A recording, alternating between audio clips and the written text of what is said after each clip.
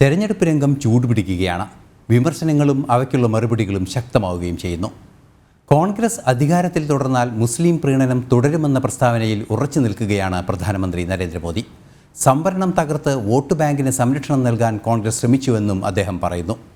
പ്രീണന രാഷ്ട്രീയത്തിലൂടെ തെരഞ്ഞെടുപ്പ് ജയിക്കാനുള്ള നീക്കമാണ് പൗരത്വ ഭേദഗതി നിയമത്തിനെതിരായുള്ള ചിദംബരത്തിൻ്റെ പ്രസ്താവനയെന്ന് അമിത്ഷായുടെ പ്രസ്താവന. കർണാടകയിലെ 28 സീറ്റും BJP തൂത്തുവാരുമെന്ന് കെ അണ്ണാമലൈ. ദക്ഷിണേന്ത്യയിലെ നാളിതുവരെയുള്ള BJPയുടെ മികച്ച പ്രകടനമായിരിക്കും ഈ തെരഞ്ഞെടുപ്പിൽ കാണുക എന്നും അണ്ണാമലൈ പറയുന്നു. അങ്ങനെ സജീവമായൊരു രാഷ്ട്രീയ ചർച്ചാവേദിയാണ് ഇന്നും ഉണ്ടായിരിക്കുന്നത്. ഇനി വാർത്തകളിലേക്ക് കടക്കാം. രണ്ടാം ഘട്ട ലോക്സഭാ തെരഞ്ഞെടുപ്പ് പരസ്യപ്രചരണം നാളെ അവസാനിക്കും. കേരളം ഉൾപ്പെടെ 12 സംസ്ഥാനങ്ങളിലും ഒരു കേന്ദ്രഭരണ പ്രദേശത്തുമായി 88 മണ്ഡലങ്ങളിലാണ് പോളിംഗ് നടക്കുക. ജനവിധി എഴുതാൻ 3 നാൾ മാത്രം ബാക്കി നിൽക്കുമ്പോഴും വിജയപ്രതീക്ഷയിലാണ് മുന്നണികൾ. ലോക്സഭാ തെരഞ്ഞെടുപ്പിന്റെ രണ്ടാം ഘട്ട വോട്ടെടുപ്പിന്റെ പരസ്യപ്രചരണം അവസാനിക്കാൻ ശേഷിക്കുന്നത് ഒരു രാത്രിയും ഒരു പകലും. 12 സംസ്ഥാനങ്ങളിലെയും ഒരു കേന്ദ്രഭരണ പ്രദേശത്തുമായി 88 മണ്ഡലങ്ങളിലെ പരസ്യപ്രചരണമാണ് നാളെ വൈകുന്നേരം അവസാനിക്കുക. കേരളത്തിൽ ആകെയുള്ള 20 മണ്ഡലങ്ങളിലും നാളെ കൊട്ടിക്കലാശം നടക്കും. ഉത്തർപ്രദേശിലെ 8, മഹാരാഷ്ട്രയിലെ 8, കർണാടകത്തിലെ 14 മണ്ഡലങ്ങളിലും രണ്ടാം ഘട്ടത്തിലാണ് വോട്ടെടുപ്പ് നടക്കുക. രണ്ടാം ഘട്ടത്തിൽ വോട്ടെടുപ്പ് നടക്കുന്ന 88 മണ്ഡലങ്ങളിൽ 62 NDAയുടെ സിറ്റിംഗ് സീറ്റുകളാണ്. പ്രതിപക്ഷത്തിന് 2019 ലഭിച്ചത് 25 സീറ്റുകൾ. ലോക്സഭാ സ്പീക്കർ ഓം ബിർള, കർണാടക മുൻ മുഖ്യമന്ത്രി HD കുമാരസ്വാമി, കേന്ദ്രമന്ത്രി ശോഭാ കരന്തലജെ, ചലച്ചിത്ര താരവും BJP നേതാവുമായ ഹേമ മാലിനി തുടങ്ങിയ പ്രമുഖർ രണ്ടാം ഘട്ടത്തിൽ ജനവിധി തേടുന്നു.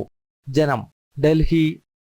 വിവരങ്ങളുമായി ഗൗതം അനന്തനാരായണൻ ഡൽഹിയിൽ നിന്ന് ചേരുന്നുണ്ട്. ഗൗതം, ഇപ്പോൾ തെരഞ്ഞെടുപ്പ് അടുത്തിരിക്കുകയാണ്. തെരഞ്ഞെടുപ്പിൻ്റെ പരസ്യപ്രചരണം അവസാനിക്കാനിരിക്കുന്നു. എങ്ങനെയാണ് ഒരു രാഷ്ട്രീയ ഭാരതത്തിൻ്റെ നില, അല്ലെങ്കിൽ എങ്ങനെയാണ് ഒരു രാഷ്ട്രീയ ചർച്ചകൾ പുരോഗമിക്കുന്നത്? നേരത്തെ ഗൗതം തന്നെ പറഞ്ഞ വാർത്തകൾ സൂചിപ്പിച്ചതുപോലെ വളരെ കൃത്യമായി പറയുന്നുണ്ട്, നാളെ നടക്കാനിരിക്കുന്ന അല്ലെങ്കിൽ വരാനിരിക്കുന്ന രണ്ടാം ഘട്ട തെരഞ്ഞെടുപ്പിൽ മഹാഭൂരിപക്ഷം സീറ്റുകളിലും NDA മുന്നിട്ട് നിൽക്കുന്ന ഒരു പശ്ചാത്തലം കൂടിയുണ്ട്. എങ്ങനെയാണ് ഈ പശ്ചാത്തലത്തെ അല്ലെങ്കിൽ ഈ രാഷ്ട്രീയ ചർച്ചകളെ ഇപ്പോൾ നമ്മൾ വിശകലനം ചെയ്യേണ്ടത്?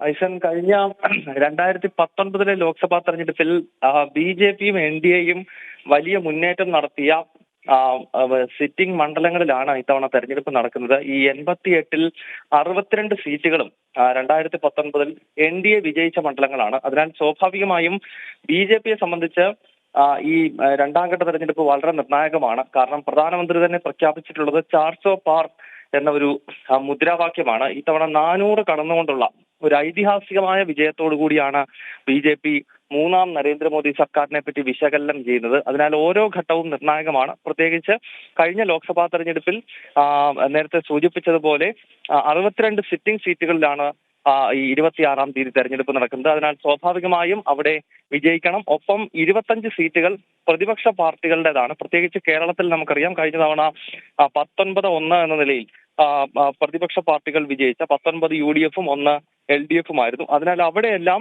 വിള്ളലുണ്ടാക്കി കേരളത്തിലും അതോടൊപ്പം തന്നെ തമിഴ്നാട് പോലുള്ള ദക്ഷിണ ഭാരതത്തിലെ സംസ്ഥാനങ്ങളിൽ കൂടി നേട്ടമുണ്ടാക്കിയാൽ മാത്രമേ BJPക്ക് 400-ന് മുകളിലേക്ക് എത്താൻ സാധിക്കുകയുള്ളൂ. അതിനാൽ ദക്ഷിണ ഭാരതത്തിൽ നിന്നും കൂടുതൽ സീറ്റുകൾ പ്രതീക്ഷിക്കുന്ന BJPയെ സംബന്ധിച്ച് അതിൽ കേരളം ഉൾപ്പെടുന്നുണ്ട്. അതിനാൽ കേരളം അടങ്ങുന്ന മണ്ഡലങ്ങളിലാണ് 26-ന് തെരഞ്ഞെടുപ്പ് നടക്കാനിരിക്കുന്നത് എന്നത് വളരെ ശ്രദ്ധേയമാണ്.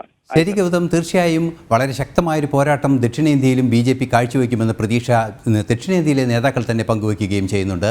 ഇപ്പോൾ ഗൗതം പറഞ്ഞതും അതുപോലെ തന്നെയാണ്, ശക്തമായൊരു സാന്നിധ്യമായി BJP ദക്ഷിണേന്ത്യയിലും എത്തുമെന്നാണ് സൂചനയാണ് ഇപ്പോൾ പുറത്തു വരുന്നത്.